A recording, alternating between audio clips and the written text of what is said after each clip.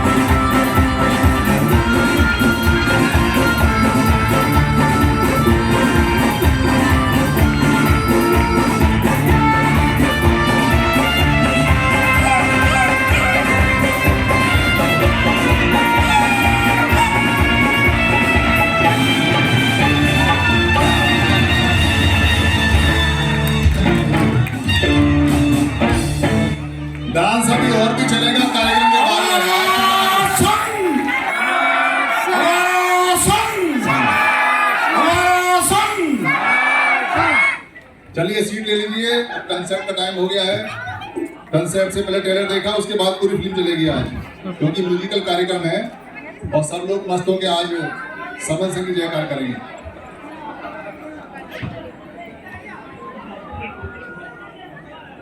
बैठिए सब लोग।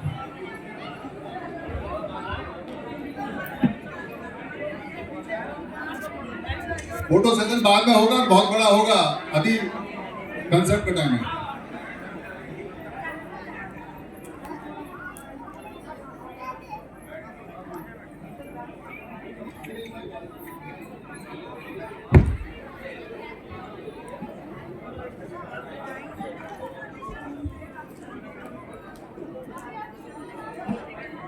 सब लोग अपनी अपनी जगह ले लें और 20-30 मिनट के लिए आराम से बात करेंगे।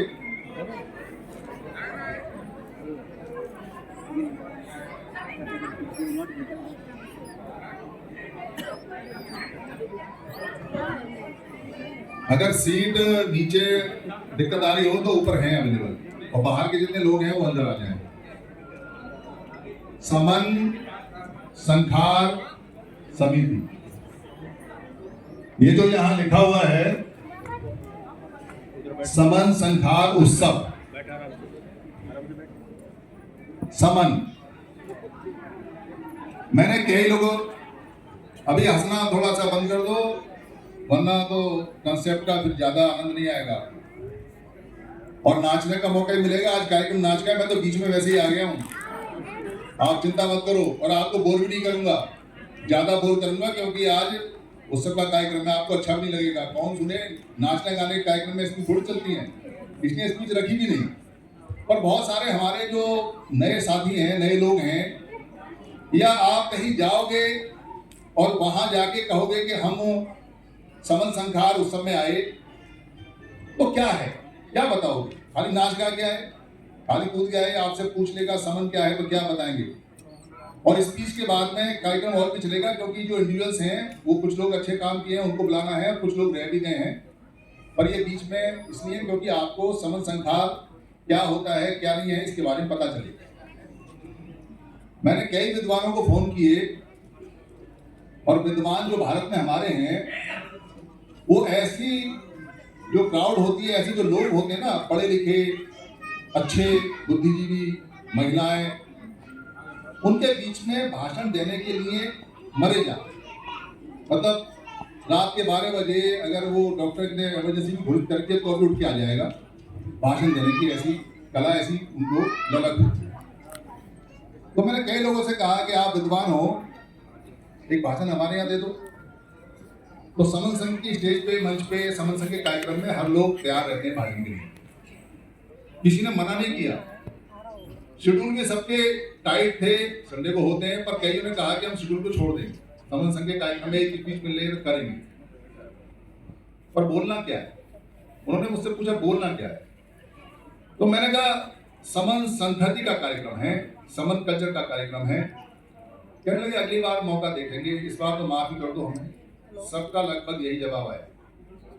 कारण ये नहीं कि वो विद्वान कम हैं, अच्छे पीएचडी वाले भी हैं, पूर्व पढ़ाते भी हैं, जानकार भी हैं, पर समन के मामले में सब खाली हैं। जितना समन के बारे में समन संघी लोग जानते हैं, भारत में समन कल्चर, समन के बारे में उससे ज्यादा कोई नहीं जानता। समन शब्द के बारे में नहीं जानते। हमारे कुछ वॉलंटियर्स हैं, वो नए आए हैं, क्योंकि ये जो कार्यक्रम है पूरा का पूरा ये युवाओं के हाथ में रहा है और युवाओं ने इसके लिए बड़ी मेहनत की है। जैसा भी उनसे बन पड़ा, जितना भी बन पड़ा, वो सब यहाँ युवा आएंगे, आपसे परिचित होंगे। पर हमें युवाओं को कार्यक्रम देने चाहिए और युवाओं पे भरोसा करना चाहिए। तो ये कार्यक्रम उन्हीं के द्वारा है। जब वो लोग आए तो उनका जोरदार स्वागत करके आप खड़े होकर स्टैंडिंग करें ताकि उनका मनोबल बढ़े और वो आगे भी कार्यक्रम लगाएं। तो उनमें से जो हमारे वॉलंटियर युवा हैं, उनके फादर ने पूछा ये समन क्या है, तो वो कहने लगे कि एक डॉक्यूमेंट्री बना दीजिए जो समन के बारे में बताए क्या है क्या नहीं। बड़ा मुश्किल है समन के बारे में समझाना, पर बड़ा आसान भी है। अगर ध्यान से सुनोगे तो अपने खून में पाओगे, अपने आसपास पाओगे। आज कंसेप्ट पानी पी के होगा, क्योंकि कल से लगे हुए हैं, जरा सूखा हुआ है, पर कोई दिक्कत की बात नहीं है। समन, समन में अगर हम से और मैं शब्द लेते हैं तो बनता है सम।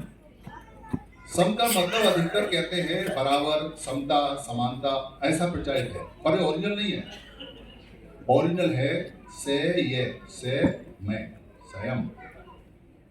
ये स्वयं का सम बना हुआ है। से और ये माने से जो होता है वो होता है जिसको आप बोलते हैं स्वयं, इसको बदल दिया गया है स्वयं। और मैं माने मैं, यानी कि मैं खुद। सम का मतलब होता है मैं खुद। इसका मतलब होता है कि अगर मैं खुद हूं तो कहीं ऐसे भी कुछ लोग हैं जो मैं खुद नहीं है, वो खुद है। और वो खुद में जो हमारा शब्द वो आता है, वो से बना है वम। जब वह लगा देते हैं तो कहते हैं वो मैं, यानी वो वाला मैं। तो कुछ और है, कोई और है। तो वो सब स्वयं को याद रखें। अगर हम बाद में न लगा देते हैं तो नाउन बन जाता है, समन या समन। ऐसे ही वम या वमा। हम बोलते हैं बायां हाथ वम हाथ, वमती उल्टा, समती माने सम बराबर, समता बराबर। ये दो शब्द हमारी मुक्ति का मार्ग हैं। ये दो शब्द हैं जो हमें पूरी तरह से आजाद करेंगे। ये दो शब्द हैं, दो वर्ड हैं। अगर आप ये समझ लेते हैं, और दो की भी जरूरत नहीं है, सिर्फ एक समन अगर आप समझ लेते हैं और जान लेते हैं और सामने वाले को ये समझाने में कामयाब हो जाते हैं कि हम स्वयं समन हैं, यानी हम खुद हैं, तो फिर बहुत सारी चीजें आपकी अपने पाले में ऑटोमेटिक हो जाती हैं। ठीक ऐसे जैसे अगर कहीं कोई जमीन खरीदे और जमीन खरीद के रजिस्ट्री में आपका नाम गलती से भी पड़ जाए तो जमीन आपकी। आप मोटर कार खरीदे और उसकी रजिस्ट्री में गलती से नाम आपका पड़ जाए तो मोटर कार आपकी। यानी कि आपका अधिकार बन जाता है नाम के साथ ही। इस अधिकार को पाने के लिए और इसको खोने के लिए बहुत टाइम लगा। ऐसा नहीं है कि हमने ये अपना अधिकार सारा का सारा एक दिन में खो दिया, ऐसा नहीं होता। बहुत धीरे धीरे प्रोसेस चलता है। और प्रोसेस जब चलता है तो आपके राजा को एक साथ नहीं मारा जाता। दुनिया में वो ये कहानी सुनाता है कि एक राजा था, उसको चाकू मार दिया और सारी राज सत्ता हमारी हो गई, ऐसा नहीं होता। चाकू मारने से राजा को किला मिल सकता है, चाकू मारने से उसकी सेना मिल सकती है, उसका खजाना मिल सकता है जो आपसे लूटा है, पर राज्य नहीं मिलता। अगर ऐसा होता तो मुगलों का राज होता, अगर ऐसा होता तो अंग्रेजों का ही राज होता, अगर ऐसा होता तो बमड़ों का ही राज होता। ऐसा नहीं है। इसलिए किसी भी चीज के अधिकार को प्राप्त करने के लिए जो सबसे मजबूत चीज है, जो सबसे जबरदस्त चीज है, वो है आपकी पूरी जिंदगी में जो आप सारे काम करते हैं वो किसके हैं। आपके जीने से लेकर मरने तक जितने भी संखार होते हैं, जिनको बदलकर संस्कार बोलते हैं, जितने संखार होते हैं, और उन संखारों से बनती है संखत यानी संस्कृत, कल्चर, और उससे बनती है संखति, संस्कृति। ये संस्कृति, संस्कार, सुसंस्कृत, ये बदले हुए शब्द हैं ताकि आपको याद ना रहे कि आप संखति वाले, संखार वाले या सुसंखार वाले या सुसंखित लोग हैं। शब्दों का फेर है, इसलिए वो शब्द रटाए गए हैं, वो याद रहते हैं, ये नहीं याद रहते।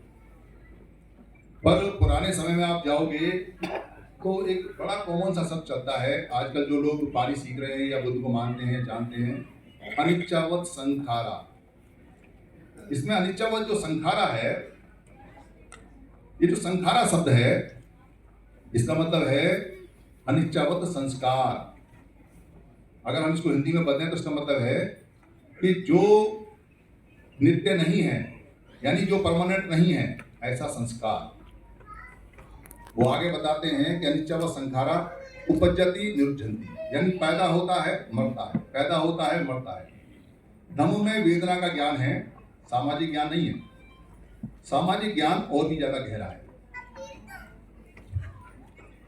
आप जो भी काम करते हैं, जैसा भी काम करते हैं, आप नहीं जानते कि वो कितना ज्यादा आपको पूरा अधिकार देश में देता है और दूसरे लोगों के अधिकारों को चैलेंज करता है।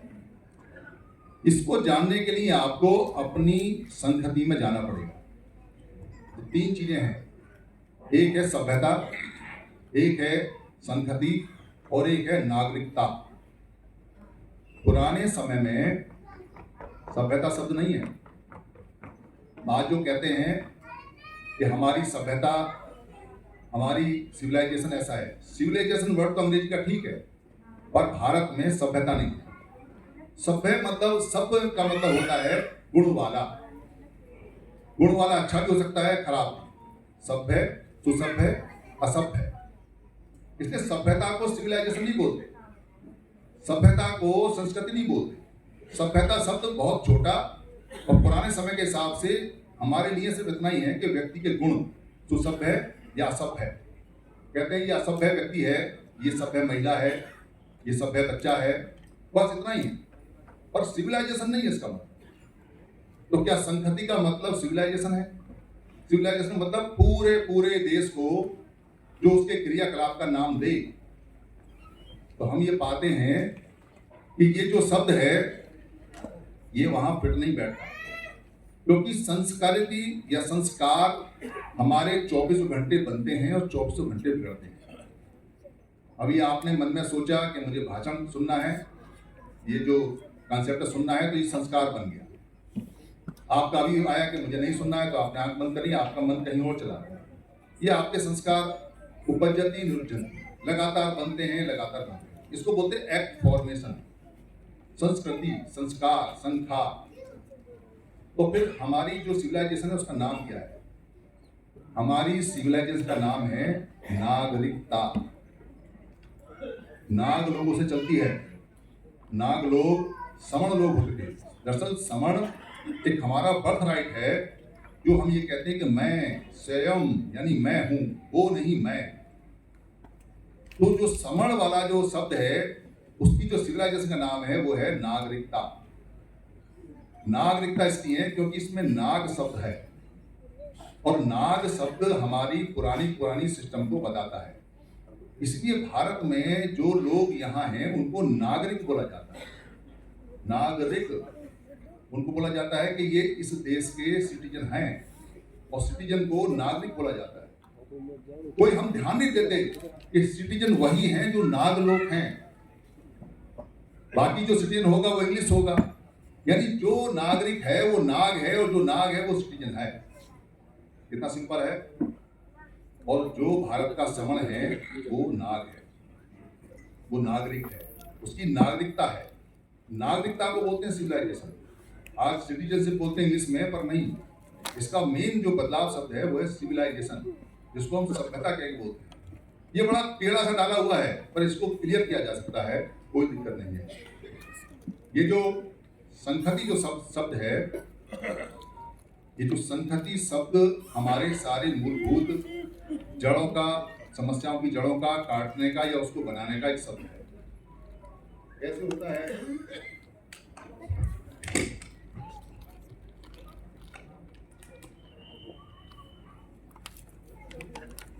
जब हम संहति की बात करते हैं तो हमको लगता है कि हम नाचने गाने की बात कर रहे हैं, हमको लगता है कि हम उत्सव की बात कर रहे हैं। उत्सव संहति नहीं है, उत्सव संखार नहीं है। आपका रोना भी संखार है। आपके रोने का तरीका, अगर आपके घर में कोई मरता है तो वो भी आपकी संहति है, वो भी आपका संखार है। और आप जो भाषा बोलते हैं वो भी आपका संखार है। आप जिस तरह से खाना बनाते हैं घरों के अंदर, वो भी आपका संखार है, संस्कृति है, कल्चर है। आप जिस तरह का पहनावा पहनते हैं वो भी आपकी संगति संकर है। जो आप कहीं पर किस तरह का व्यवहार करते हैं बच्चे के साथ, बड़े के साथ, वो भी आपकी कल्चर है, आपकी संगति है, आपका संस्कार है, आपका संखार है। जो आप पढ़ते हैं, जो आप चलते हैं, जो आप सोचते हैं, जो आपका रूप है, जो आपका रंग है, जो आपका शरीर है, जो आपका निवास स्थान है, वो सारे के सारे आपकी संस्कृति के हिस्से हैं। कोई शासक दुनिया में अगर आए वो सत्ता ले सकता है, पर संस्कृति नहीं ले सकता। इतनी पावरफुल होती है। इसको समझें, जो पुराने लोग हैं वो जानते हैं। आप यहाँ से समण लोग हैं, आप यहाँ से इंग्लैंड गए, और इंग्लैंड जाके आपने उसके राजा से कहा कि हम व्यापार करने आए हैं। राजा ने कहा व्यापार कीजिए। कुछ समय बाद आपने कहा कि हमारे व्यापार में दिक्कत आती है, हम कुछ सैनिक रखना चाहते हैं। राजा ने कहा, इंग्लैंड के राजा ने, रखिए। कुछ समय बाद आपने कहा कि हम यहाँ गोदाम बनाना चाहते हैं। इंग्लैंड के राजा ने कहा बनाइए। फिर कुछ समय बाद जितने समर्थ थे उन्होंने वहाँ और सेना बढ़ा ली, गोदाम बढ़ा लिए और फिर वहाँ राजा के काम में दखल करने लगे। उसके बाद वहाँ जितने भी लोग थे उन्होंने इंग्लिश सीखी, वहाँ के लोगों से शादियाँ की, उनसे बच्चे पैदा हुए। उसके बाद जो राजा था उसको एक तरफ किया, खुद राज करने लगे।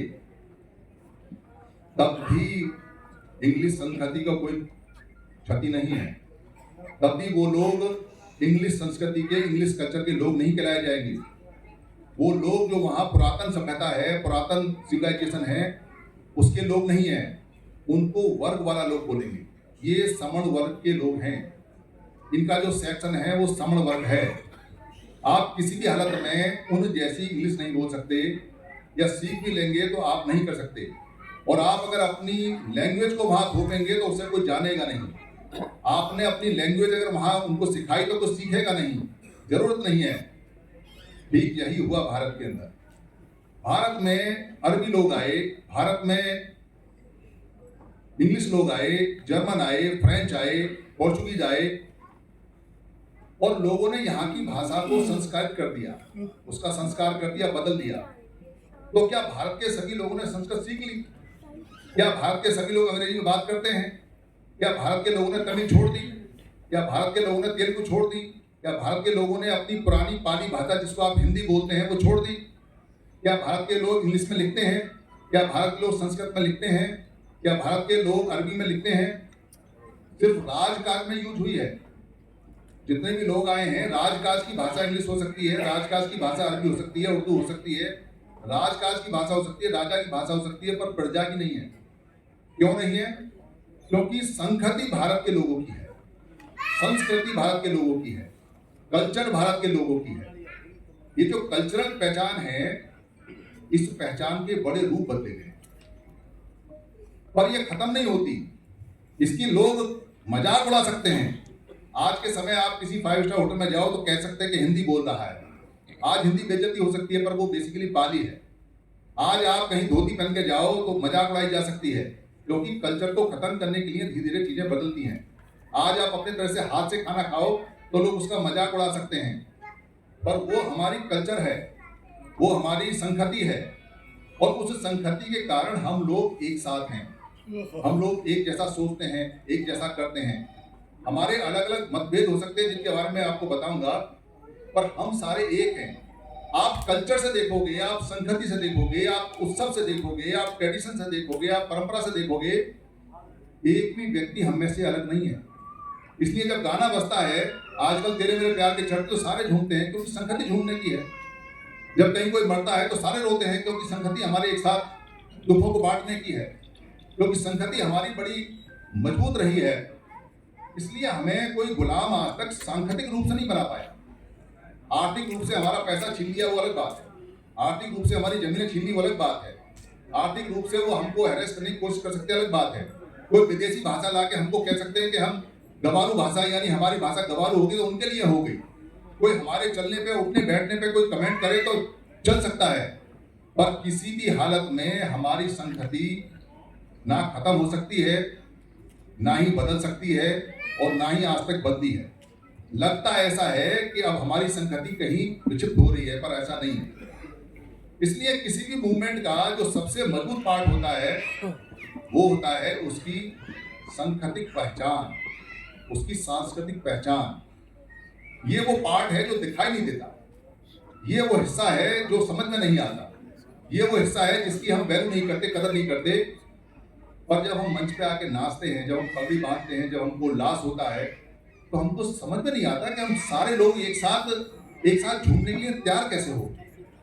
हमको समझ में नहीं आता कि अभी अभी तो हम बात कर रहे थे कि तेरी राजनीतिक पार्टी वो, मेरी राजनीतिक पार्टी वो, तेरा मत ये, तेरा मत वो, तेरा धर्म वो, तेरा गुरु वो, तेरा चेला वो, तेरी भाषा ये, तेरी भाषा वो। पर यहाँ आए तो ना कोई किसी की भाषा पूछता है, ना कोई किसी का नाम, ना कोई पता। बस आजकल तेरे मेरे प्यार के चर्चे हरिद्वार के, और डांस शुरू हो गया, छोड़ने को तैयार नहीं। ये सांस्कृतिक पहचान है, ये सांस्कृतिक पहचान है, ये कल्चरल पहचान है। जो व्यक्ति अपनी जड़ों में चला जाता है, अपनी संस्कृति में चला जाता है, वो दुनिया के सारे किले फतेह कर सकता है। इसलिए बहुत सारे लोगों ने इस संस्कृति पे कब्जा करने के लिए काम किया और हमने उनका काम आसान कर दिया। जो व्यक्ति जहां रहता है उसकी सारी चीजें होती हैं, सब चीज उसकी होती है। कोई बाहर से अगर आएगा और आके यहाँ राज करेगा तो क्या यहाँ पे स्तूप बनाएगा, क्या यहाँ थूप बनाएगा, क्या यहाँ जो हमारा मंदिर का कल्चर है वो बनाएगा, क्या हमारा बिहार का कल्चर है वो बनाएगा? कोई बनाएगा तो क्या बनाएगा? कोई मस्जिद बनाएगा, कोई मुगल आएगा तो, कोई क्रिश्चन आएगा तो अपना गिरजाघर बनाएगा। वो उनकी अलग पहचान हो जाती है। और ये जो जमीनों के नीचे मिलता है, ये जो भाषाओं में मिलता है, ये जो हजारों संतों में मिलता है, ये जो अलग अलग भाषाओं में मिलता है, ये जो हम इतने सारे मेले लगाते हैं, ये जो कुंभ का मेला लगता है, ये जो इतने सारे फेस्टिवल हैं, ये जो इतने सारे उत्सव हैं, ये जो इतना सारा व्यापारिक लेन देन है, ये हमने कैसे छोड़ दिया? ये क्यों हमने किसी को कब्जे में दे दिया? ये क्यों हमने थाली में रख के दे दिया? हमने कभी इस पर देखा नहीं, चिंतन नहीं किया। जो व्यक्ति जहां का होता है उसकी सारी परंपराएं, कल्चर, ट्रेडिशन उसकी और उसके बाप की होती है। जो व्यक्ति बाहर से राज करने आता है उसके कल्चर को, उसके ट्रेडिशन को बाहर वाले लोग माने पर देश में नहीं मानता कोई भी। बहुत थोड़े से लोग होते हैं जो आते हैं बाहर से, 1000 में एक, 10,000 में एक, बस ऐसे। आपने डॉक्यूमेंट्री देखी होगी उसके अंदर। पर उन लोगों की कोई सभ्यता, कल्चर यहाँ नहीं चलती, कोई संस्कृति यहाँ नहीं चलती। क्यों चलेगी? अगर यहाँ इतने सारे लोग हैं और सारे लोगों को मैं ये कहूँ कि मैं आपको मुर्गा बन के दिखा रहा हूँ, आप सारे मुर्गा बनो, तो कोई मेरा बहुत जबरदस्त अंधा भक्त होगा तो कहेगा कि मुर्गा बने, ये भी बने, हम भी बने, हमें पता नहीं क्यों बने। पर बुद्धिजीवी लोगों में कोई मुर्गा बनेगा, कहेगा तू ही अकेला मुर्गा बन, हम क्यों बनेंगे मुर्गा? तो बाहर से कोई अगर आदमी आता है और आगे वो कोई अपना चलाना चाहे, पॉसिबल नहीं है। वो अपने घर में चला सकता है, अपने घर में कुछ कर सकता है, पर सार्वजनिक रूप से पॉसिबल नहीं है। पर कब्जा तो करना है, संस्कृति पे कब्जा करना है, कल्चर पे कब्जा करना है, पूरे जितने भी परंपराएं हैं उन पे कब्जा करना है, जितनी भी मान्यता है उन पे कब्जा करना है, जितने भी स्थल हैं, जितने भी हमारे धर्म स्थल हैं, धार्मिक स्थल हैं, उन पे कब्जा करना है। क्योंकि वो सारे के सारे समाज का केंद्र हैं, ताकत का केंद्र है, पैसे का केंद्र है। अगर उन पे कब्जा नहीं होगा तो आप पे कब्जा नहीं हो सकता। एक गुरु अगर मठ चलाता है और उस मठ पे कब्जा करना हो तो उस मठ में हाथ जोड़ के चले जाओ, उस गुरु को पटा लो, उसके बाद मठ आपका और आपके पिताजी का। पर फिर भी लोग मानते नहीं है। लोग कब्जे में, गुरु कब्जे में आ सकता है पर संगति कब्जे में नहीं आती है। कमाल की बात है। तो संगति को बिगाड़ने के लिए, संगति पे कब्जा करने के लिए सारे जितने भी माइग्रेंट लोग होते हैं दुनिया में, जो इन्वेडर्स होते हैं, जो दूसरे देशों में घुसपैठ करते हैं, दूसरे के मोहल्ले में घुसपैठ करते हैं, दूसरे के स्टेट में घुसपैठ करते हैं, वो कोशिश करते हैं कि ये सारे के सारे लोग हमारी बात माने, हमारी परंपरा के अनुसार चलें, हमारा क्रियाकलाप माने। तो कैसे माने? 3 तरीके वो अपनाते हैं। पहला तरीका तो अपनाते हैं कि वो उन्हीं में घुल मिल जाते हैं। कहते हैं तुम्हारी मान्यता हमारी मान्यता है, भूल जाते हैं, मिल जाते हैं। दूसरा तरीका ये है कि वो उसको विक्षिप्त कर देते हैं, उसको बदल देते हैं, उसका रूप रंग बदल देते हैं, कहानियां लगा देते हैं नई, और उसको रंग बदल के कहते हैं कि ये हमारा, ये ऐसा, ये ऐसा। और तीसरा है कि उसको खत्म कर देते हैं, खत्म, बिल्कुल जमीन में गाड़ दिया, दबा दिया। तो बुद्ध जैसे लोगों को, अशोक जैसे लोगों को खत्म किया जाता है, क्योंकि उनकी जो मान्यता है वो पूरी दुनिया में फैली हुई है, इसलिए वो इंडिया से गायब हो गई। पर बाकी जो लोग हैं, जितने भी संत हैं, साधु हैं, उन पे अपनी स्टाम्प लगा दी, और जितने भी फेस्टिवल हैं उन पे अपनी स्टाम्प लगा दी। ऐसा कौन सा देश है जहां फेस्टिवल मनते हो और जो यहां फेस्टिवल मनते हो? आप मैच करो। जो फेस्टिवल है सारे के सारे बाहर से आए हुए लोगों की कल्चर में नहीं है, बाहर के देशों में नहीं मनते। कहीं अगर क्रिसमस डे मनाते हैं तो साफ पता चलता है हमारा फेस्टिवल नहीं है। कहीं अगर ईद मनाते हैं तो साफ पता चलता है वो हमारा फेस्टिवल नहीं है। हमारे लोग उस मत में चले गए, कोई बात नहीं, क्योंकि मत में जाने का संवैधानिक अधिकार है, जा सकता है व्यक्ति, पर कल्चरली वो हमारे नहीं है।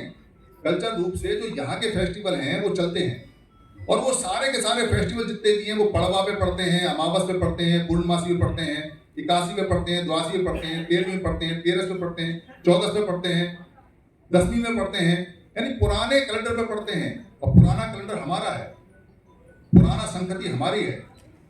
जो 26 जनवरी है, जो ये 26 नवंबर है, जो 15 अगस्त है, 2 अक्टूबर है, ये आज के हैं, इनके डेट के हिसाब से आता है। तो डेट वाले अभी के हैं, पर अगर जिसमें पड़वा है, जिसमें अमावस्या है, जिसके अंदर 81 है, द्वासी है, जिसके अंदर 13 है, जिसके अंदर तीज है, जिसके अंदर चौथ है, 14 है, वो सारे के सारे फेस्टिवल पुराने हैं, पर नाम बदल दिए, कहानी बदल दी, विकृत कर दिया। तो हमने क्यों छोड़ा? हमने छोड़ा इसलिए हमारा पतन होना शुरू हुआ। हमने उनकी कहानियों का समझे नहीं क्या कारण है क्या नहीं, इसलिए हमारा विरोध हुआ। इसलिए वो सारी की सारी जो संगति है, हमारे लोग बड़े परेशान रहते हैं। परेशान इसलिए रहते हैं, बाबा साहब अम्बेडकर ने कहा लोगों को कहाँ तक समझाएंगे, इसलिए 22 प्रतिज्ञा मानो, काम खत्म करो। अच्छा किया, बहुत बढ़िया किया, क्योंकि बाबा साहब सबसे बड़े विद्वान हैं। पर जानकारी लेने में कोई बुराई नहीं है। जानकारी लेने से आपको अपनी संस्कृति का पता चलेगा। ऐसा बाबा साहब ने कहा है। 2 तरह की संस्कृतियां बताई उन्होंने, एक समण संस्कृति और एक बमण संस्कृति, जिसको बोलते हैं श्रमण संस्कृति और ब्राह्मण संस्कृति। हम उसको समण और बमण बोलते हैं। पर भारत में एक ही तरह की संस्कृति है, दूसरे तरह का वर्ग है। उस समय शब्दों का शब्द अलग अलग था, समझ नहीं पाते लोग, क्योंकि समण लोग ही हैं, सारे के सारे हैं, तो संस्कृति उनकी है। जो बाहर से लोग आए हैं, उनकी संस्कृति नहीं होती है, उनका वर्ग होता है। इसलिए ये संस्कृति वाला जो कार्यक्रम है, इसको लगाया जा रहा है, क्योंकि ये जो सब्जेक्ट है बहुत इंटरेस्टिंग है, बहुत बढ़िया है, और इससे आपके 365 दिन जुड़े हैं। चाहे आप किसी भी संगठन में हैं, चाहे किसी भी मान्यता में हैं, चाहे कहीं भी आप रहते हैं, आपके पूरे पूरे जीवन आपके बच्चे से जुड़े हुए हैं। जब बाहर उत्सव मनता है तो आपका बच्चा या तो मायूस होकर आएगा या चीयर अप होकर जाएगा, पर वो आपका बच्चा उस फेस्टिवल से जुड़ा हुआ है। आपकी जितनी परंपराएं उनसे जुड़ा हुआ है। आज आपने पगड़ी बांधी है, एक पुरानी परंपरा, आपने इसको सिरोगठन बोलते हैं, सिरोगठन आपने बांधी है, आपकी पुरानी परंपरा है। ये पुरानी जो ट्रेडिशन, पुराना जो कल्चर है, इसको वापस लेके आने के लिए ये संस्कृति कमेटी है। जब हम बात करते हैं ये समणों की कितनी पहचान है और कैसे हम अपनी संस्कृति को पहचाने, तो बहुत सिंपल सा फार्मूला है। बहुत सिंपल सा फार्मूला इसलिए है क्योंकि सांस्कृतिक बदलाव के अंदर बहुत सारी चीजें ऐसी घटी हैं जो हमारी समझ से परे हैं और हमको उनमें फंसा दिया गया है। अगर हम उस बात को अच्छी तरह समझ लें और जान लें तो हमें पता चलेगा कि हमको सबसे ज्यादा फंसाया गया है जात के नाम से। हमारे लोगों को ये पता ही नहीं है कि हमारी पुरानी कल्चर में जात का जो अर्थ है वो काम करने को बोलते हैं, और हमारे लोगों की सबकी जात होती है, क्योंकि हमारे सब लोगों ने पहले राजा का काम किया है, सैनिक का काम किया है, सिपाही का काम किया है, शिकारी का काम किया है, वैज्ञानिक का काम किया है, टीचर का काम किया है, लिखाई का काम किया है, पढ़ाई का काम किया है। बाहर से आने वाला जो व्यक्ति है वो क्यों करेगा ये काम? बाहर से आने वाला व्यक्ति 2 काम करता है। ज्यादा संख्या में होगा, अकेले में आपको लूट लेगा, और अगर आपकी संख्या ज्यादा है तो याचक बन जाएगा, याचना करेगा। इसलिए बाहर से आने वाले जितने भी लोग हैं वो बड़े ईमानदार हैं। वो ये कहते हैं हम याचक हैं, मांगने वाले हैं, मांगते हैं। और उन्होंने साफ साफ कहा है हमारी जात नहीं है, हम बमण हैं। बमण मतलब बाहर से आए हुए लोग हैं और हम याचक हैं। कितने ईमानदार हैं वो लोग, आप उनके पीछे कहाँ पे कहाँ पड़े रहते हो। आज भी कहते हैं बमण हैं और याचक हैं। लाओ दो, क्या तुम्हारे पास? अपना देश दे दो, अपना घर दे दो, अपना परिवार दे दो, अपना पैसा दे दो, अपनी इज्जत दे दो, अपना रुतबा दे दो, नौकर बन जाओ हमारे। मांग रहे हो तो याचना कर रहे हैं, दो। उन्होंने कभी भी किसी की हालत में ना छीना है ना झपटा है। कोई लोग ये कहते हो जी कि छीना है झपटा है, एक इतिहास के अंदर एक बिंदु नहीं, एक भी लेटर ऐसा नहीं, एक भी युद्ध नहीं, एक भी अक्षर नहीं, हमेशा याचना का मांगने का है। पर आप इतने बड़े दानी हो कि अपना सब कुछ दे दो, तो उसमें उनका क्या दोष, मांगने वाले का क्या दोष? पर बाबा साहब साफ साफ बोलते हैं कि कल्चर जो है वो समणों की है। तो समणों की कल्चर है तो इनको बोलते क्या है? जो समण कल्चर के लोग हैं, समण संस्कृति के लोग हैं, उनको क्या बोलते हैं, उनकी क्या पहचान है? अगर हम पहचान की बात करें तो 9 प्रकार की लगभग पहचान है, जिसमें एक अंतिम वाली बहुत इंपॉर्टेंट है, बाकी सारी की सारी टेम्परेरी है। कोई व्यक्ति कहता हो कि मैं ये काम करता हूं, उसकी ये जात होगी। कल को उसने काम बदल दिया, उसका जात बदल गया। परसों को काम बदल दिया, उसका जात बदल गया। जात काम को बोलते हैं। ऐसा साफ साफ आपके पास एक किताब मिली है, उसमें साफ लिखा हुआ है। कोई व्यक्ति कहता है कि मैं फलानी राजनीतिक पार्टी का आदमी हूँ, फलानी राजनीतिक पार्टी मेरी है, वो राजनीतिक पार्टी बदल जाती है। जो पार्टी 20 साल पहले पैदा हुई उससे पहले थी नहीं, और 20 साल बाद दूसरी राजनीतिक पार्टी, और जम करके लोग इधर से उधर चले जाते हैं। तो राजनीतिक पहचान टेम्पररी पहचान है, अस्थायी पहचान है, बदल जाती है। जात भी अस्थायी पहचान है। कोई व्यक्ति कहे कि मैं फलानी मान्यता का आदमी हूँ, ईसाई मान्यता का आदमी हूँ, सिख मान्यता का आदमी हूँ, या बौद्ध मान्यता का आदमी हूँ, या जैन मान्यता का आदमी हूँ, तो बदल जाती है। ये मान्यताएं आती जाती रहती हैं। 4200 की करीब मान्यताएं हैं। इन सारी मान्यताओं के अंदर आप अगर समय के हिसाब से देखोगे तो पुरानी मान्यता बुद्ध की है, 2600 साल पुरानी। उससे पहले कोई बुद्ध वाली मान्यता का व्यक्ति नहीं था। महावीर की भी 600 साल पुरानी है, 2600 साल पुरानी है। और मुसलमान जो हैं वो सब 14 साल पुराने हैं, क्योंकि ये सब जो मोहम्मद साहब है 14 साल पहले का उनका बर्थ है। तो जितने भी यहाँ लोग हैं जो ईसाई हैं वो 2000 साल पुराने हैं, और जो लोग सिख हैं वो 500 साल पुराने हैं, और जो हमारे रविदासी हैं या कबीर वाले लोग हैं वो 700 साल पुराने हैं। तो कितनी मान्यताएं बदल गई, और मान्यताएं बदलती रहती हैं। तो मान्यताएं टेम्पररी हैं, और हमारे लोग मान्यताओं में उलझे हुए हैं। मान्यताएं पर्सनल होती हैं, आपकी ये पर्सनल पहचान है, इससे आपकी सामाजिक पहचान में कोई लेना देना नहीं है। कोई व्यक्ति ये कहे कि मैं सामाजिक संगठन में काम करता हूँ, उसकी सामाजिक संगठन की पहचान है, वो खत्म होते रहते हैं, बदलते रहते हैं, खत्म होते रहते हैं, बदलते रहते हैं, उनकी पहचान खत्म हो जाती है। कुछ व्यक्ति ये कह सकते हैं कि हमारी भाषागत पहचान है, मैं तेलुगु बोलता हूँ, मैं तमिल बोलता हूँ, मैं हिंदी बोलता हूँ, मैं पाली बोलता हूँ, मैं इंग्लिश बोलता हूँ। तो आजकल मल्टीलिंगुअल लोग हैं, भाषाएं बदलती रहती हैं, जगह बदलती रहती हैं। कोई कहे कि मैं बिहार में रहने वाला बिहारी हूँ, तमिलनाडु में रहने वाला मैं तमिल हूँ, या महाराष्ट्र में रहने वाला मराठी हूँ, तो बदल जाता है। आज का सबका माइग्रेशन हो जाता है, इसलिए जगह बदलते ही उनका सिस्टम बदल जाता है। ये भी अस्थायी है। जो रूप रंग है हमारा दिया हुआ है, लोग कहते हैं कि मेरा जो रूप रंग है वो स्थायी नहीं है। आजकल ऐसी टेक्नोलॉजी आ गई है कि आप नर से नारी बन सकते हो, नारी से नर बन सकते हो, और 2-3 बार लोग बने हैं। वो बदला हुआ है, कोई प्राकृतिक चीज ऐसी नहीं है कि स्थायी रहेगी। वो भी आपकी पहचान स्थायी नहीं है। कल तक आप राजकुमारी थे और आज आप राजकुमार बन गए, यहाँ कोई नहीं पूछने वाला, फिर राजकुमारी बन गए, और वो बिल्कुल ऑथेंटिक है, गवर्नमेंट मानती है उसको। आपका जो शरीर है, रूप रंग है, ये भी बदल रहा है। आजकल ऐसी दवाइयां आ गई हैं कि आप काले से गोरे हो सकते हैं, गोरे से काले। माइकल जैक्सन को देख लो, माइकल जैक्सन कितना काला था और कितना गोरा हो, और ऐसा गोरा हुआ कि गोरों को मात करने लगा। तो ये भी जो जेनेटिक आपकी पहचान है बदल जाती है, इसमें भी कहीं कुछ है नहीं। जो आपका गुण व्यवहार है, नाम रूप बोलते हैं इसको पुरानी भाषा में, ये भी स्थायी नहीं है। क्योंकि आप आज किसी के प्रति बहुत करुणामय हो सकते हो, और कल को आप उसके प्रति उग्र भी हो सकते हो। आज कहीं आपका व्यवहार बहुत अच्छा हो सकता है, और 80 साल बाद जब आपके शरीर में जान ना रहे तो उससे भी ज्यादा बेहतर हो सकता है, या कर्कश भी हो सकता है। तो व्यवहार, रूप, रंग ये अस्थायी पहचान है, ये बदलते रहते हैं, इनका कहीं कोई स्थायी चीज नहीं है। तो हमारी जो स्थायी पहचान है वो है क्या? धर्म नहीं, मजहब नहीं, रूप नहीं, रंग नहीं, हमारा शरीर नहीं, हमारी नाम नहीं, हमारा काम नहीं, हमारा जो राजनीतिक संगठन है वो नहीं, हमारा सामाजिक संगठन है वो नहीं। तो आखिर हम हैं क्या? हमारी पहचान क्या है? हम हैं कौन लोग?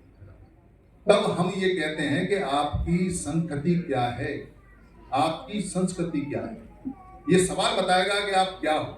तो हमारे लोगों को पता ही नहीं कि उनकी संस्कृति क्या है, उनकी कल्चर क्या है, कल्चर का नाम क्या है। भाई इंग्लिश कल्चर वाले को क्या बोलते हो आप? इंग्लिश, अंग्रेज। और अमेरिकन कल्चर वाले को क्या बोलते हो? अमेरिकन। जोर से बोलो, क्या बोलते हो? अमेरिकन। और जो अरबी कल्चर का है उसे क्या बोलते हो? अरबी बोलते हो। और जो समल कल्चर वाला है उसे क्या बोलोगे? कितना सिंपल है। इसलिए ये जो उत्सव है, जो संस्कृति है, आज तक अगर आपको याद नहीं है कि आप किस संस्कृति के व्यक्ति हो, तो छाप लगा लो कि आप समर संस्कृति के व्यक्ति हो। और दूसरी छाप ये लगा लो कि भारत में कोई दूसरी संस्कृति है नहीं, क्योंकि संस्कृति उनकी होती है जो यहाँ का रहने वाला हो, जिसकी पीढ़ियां जन्म से रह रही हो, जो यहाँ काम करता हो, जिसके यहाँ बहुत सारे गुरु हों, बहुत सारे मत हों, जो यहाँ चीजों को बदलता रहता हो, जो यहाँ लगातार वेशभूषा बदलता रहता हो, खाता पीता रहता हो, जिसकी परंपराएं हों, जिसके धूप हों, जिसके स्तूप हों, जिसके मंदिर हों, जिसके चैत्य हों, जिसके पूजा स्थल हो, जिसके प्रार्थना स्थल हो, जिसका सन्निपात बहुल हो, उन लोगों की संस्कृति हो। और जो बाहर से आते हैं उनकी कोई कल्चर, उनकी संस्कृति नहीं होती है। वो सिर्फ एक ही बात बोलते हैं, याचना करेंगे, लाओ क्या तुम्हारे पास, हमको दे दो। इसलिए ये जो शब्द है, समण शब्द है, ये समण शब्द हमारी पूरी की पूरी सिविलाइजेशन को बताता है। आप कुछ भी हैं, कहीं भी है, बहुत सारी राजनीतिक पार्टी में टूटे पड़े हैं, कोई फायदा तो नहीं है, पर मैं यहाँ कहता नहीं, क्योंकि हर एक आदमी का अपना चॉइस है, उसको क्या राजनीतिक पार्टी अच्छी लगती है क्या नहीं लगती है वो जाने। आप बहुत सारे मतों में जा सकते हैं, क्योंकि इस समनीय जो कल्चर है उसके धम्म को समनीय धम्म बोलते हैं। और मैं नहीं कह रहा, अरब की किताबों में लिखा हुआ है, आपको वीडियो मिल जाएगा, वहां जितने भी लोग हैं इसको समनीय धम्म बोलते हैं। जितने भी समनों के गुरु हैं वो समनीय धम्म में आते हैं। आप किस मत को मानते हैं ये आपकी बात है। आप क्या खाते हैं, क्या पीते हैं, क्या भाषा बोलते हैं, किस क्षेत्र में रहते हैं, क्या कपड़ा पहनते हैं, कैसे शादी करते हैं, कैसे ब्याह करते हैं, किसी को बुलाते हैं या नहीं बुलाते हैं, आपका स्वभाव कैसा है, आप बोलचाल कैसी है, आप क्या करते हैं क्या नहीं करते हैं, आप अमीर हैं गरीब हैं, लूले हैं लगड़े हैं, गोरे हैं काले हैं, सुंदर हैं, कैसे हैं, इससे कोई फर्क नहीं पड़ता। फर्क इस बात से पड़ता है कि आप सभ्यता के रूप में, संस्कृति के रूप में या नागरिकता के रूप में, तीनों शब्द आजकल सिमिलर चलते हैं, मोस्टली सभ्यता चलती है। आपकी समण सभ्यता में आपको अपनी पहचान पता है या नहीं है, और अगर आपको पहचान अपनी पता है तो यह आखिरी 9वां नियम है कि हमारी मूल पहचान हमारे मरने के बाद भी नहीं खत्म होती। अगर आप मर जाओगे और मरने के बाद में कोई कहेगा कि ये समण था या बमण था, तो आपको समण ही बोलेंगे। समण से बमण बनने का और बमण से समण बनने का कोई रास्ता नहीं है। और हमारे जितने भी लोग हैं, चाहे किसी मान्यता में जाएं, उनकी जो संस्कृति है, उनकी जो संस्कृति है वो एक है, समण है। इसका फायदा तब होता है जब सांस्कृतिक उत्सव होते हैं, इसका फायदा जब होता है जब कोई कुंभ जैसा मेला लगता है, इसका फायदा जब होता है जब कोई फेस्टिवल बड़े देश का लेवल होता है। हमको पता नहीं कि हम कितनी पुरानी संस्कृति के, कितनी पुरानी संस्कृति के लोग हैं और कब से हम इन फेस्टिवल को, इन त्योहारों को, इन मेलों को मनाते आ रहे हैं। हमने वहाँ बेर वाला मेला मनाया, हमने वहाँ होली वाला मेला मनाया, हमने वहाँ दिवाली वाला मनाया। आज उनके रूप विकृत हैं, आज उन पर कब्जा दूसरे लोगों का है, आज दूसरे लोग उसको ऑपरेट करते हैं, चलाते हैं। पर हम ये सोचते भी नहीं हैं कि इस देश में इतनी पुरानी परंपराओं के मालिक, इस संस्कृति के मालिक हम हैं, तो दूसरों के हाथों में है क्यों है, क्या कारण है, और ये है क्या। ये सबसे इंपॉर्टेंट पार्ट है पूरे मूवमेंट का। जितना भी मूवमेंट है, जो हमें सुख के लिए चाहिए, जो हमें विकास के लिए चाहिए, जो हमें सुरक्षा के लिए चाहिए, अगर हम अपनी संस्कृति को समझ गए और हमको ये पता चल गया कि हमारी संस्कृति समणों की संस्कृति है, हमारी सिविलाइजेशन का नाम समण है, आपको कोई नहीं बताने वाला। आपको क्यों नहीं बताने वाले? क्योंकि आपको कह दिया कि ये जो सभ्यता है, एक बमण सभ्यता है और एक श्रमण सभ्यता है। और श्रमण सभ्यता में आपको कह दिया कि आप सभ्यता के मालिक हो ना। कल को कोई आप में से विद्वान कहे कि हमारी तो सभ्यता नहीं है, तो आपके मुंह पे थेप देंगे। वो क्या कहेंगे? श्रमण सभ्यता है, ऐसे बोलेंगे ना, श्रमण सभ्यता है। और उसके बाद क्या बोलेंगे? श्रमण सभ्यता का मतलब है श्रम करने वाले लोग। बस सभ्यता तो आपकी है, हम मना नहीं कर रहे, क्योंकि इसको कैसे छुपाएंगे? इतनी बड़ी सिविलाइजेशन, इतना बड़ा कल्चर, उसको कैसे मना करेंगे? पर उसको डाउन करके, शब्द बदल के, समण का श्रम करके और कह दिया कि श्रम करने वाले लोग हैं। ये जितने भी लोग हैं, मेरे को तो सारे पगड़ी पहने हुए, बिना पगड़ी पहने हुए, अगली बार सारे पहनेंगे, राजा लगते हैं।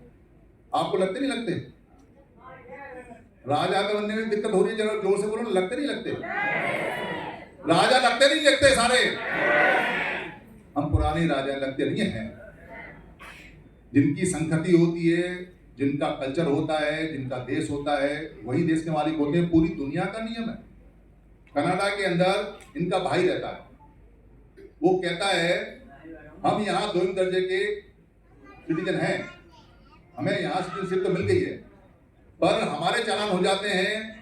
जो कनाडियन लोग हैं वो दारू पीकर कोई काम नहीं करते, वो रॉयल्टी लेते हैं, वो दारू पीकर पुलिस वाले को गाली बक देते हैं, उनका कोई चालान नहीं होता और उनका हो जाता है। क्यों? क्योंकि वो वहां के सभ्यता वाले, जो उनकी संस्कृति है, उनकी वहां की संस्कृति है, और जो इनका भाई यहाँ से गया हुआ है उसकी यहाँ की संस्कृति है।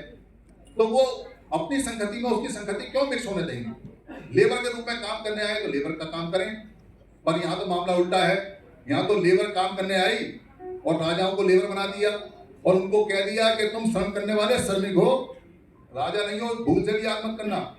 इसलिए पूरे पाली साहित्य में श्रम शब्द ही नहीं है। पुराने समय बाबा साहब किताब में जाके देखोगे, श्रम शब्द नहीं है। वो क्या शब्द बताते हैं?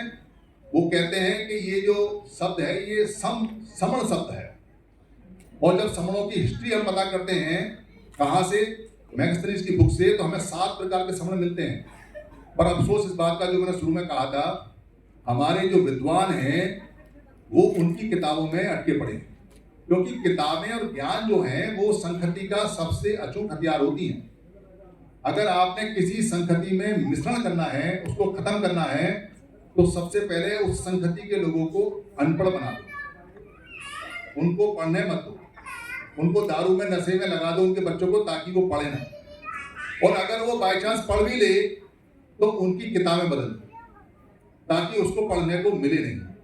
और अगर वो पढ़ भी ले तो उसकी बात को मानो मत, और ना उसकी बात को प्रचारित करो। और कोई अगर कह भी दे तो उसको काउंटर करो, उसका विरोध करो। पत्थरों पे लिखी हुई किताब सबसे पहले सम्राट अशोक की, समण सम्राट अशोक की। लिखा पढ़ा आदमी कौन? समण। पढ़ने वाला कौन? समण। लिखने वाला कौन? समण।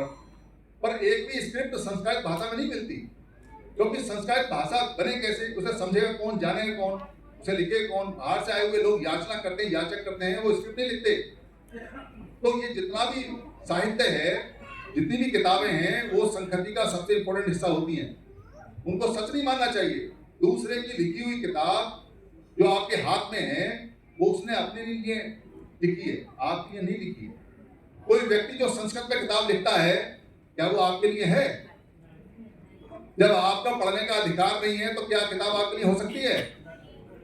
हो सकती है क्या? जोर से बोलो।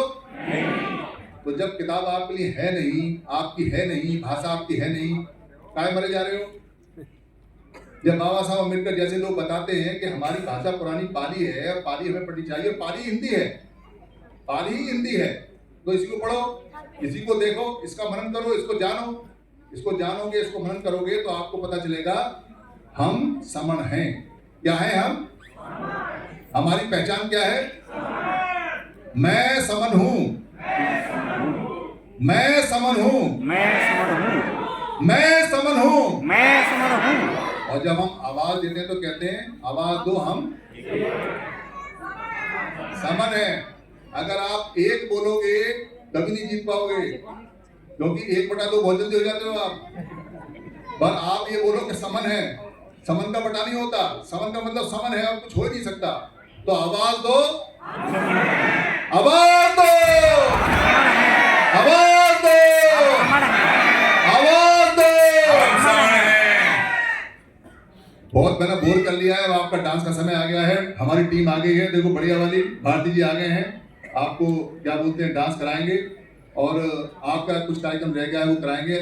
आपने संस्कृति के बारे में सुना, अगर कोई डाउट हो तो जूम पे हम मिलते हैं। उससे पहले मैं जो यहाँ जो हमारे युवाओं ने बहुत बड़ा काम किया है, क्योंकि युवा अपने आप को बनाएंगे नहीं, मैं चाहता हूँ कि सारे युवा जिन्होंने किया था वो एक बार आ जाए। सब काम कर रहे हैं, काम करें, सारे काम करें, कोई बात नहीं, जोरदार ताली बजा दीजिए जब वो आएंगे, आ जाएंगे। युवा को हौसला बढ़ाइए। संघ नमामि, संघ नमामि, संघ नमामि। मेरे से कोई गलती हुई हो तो संघ मुझे माफ करे, संघ मुझे माफ करे, संघ।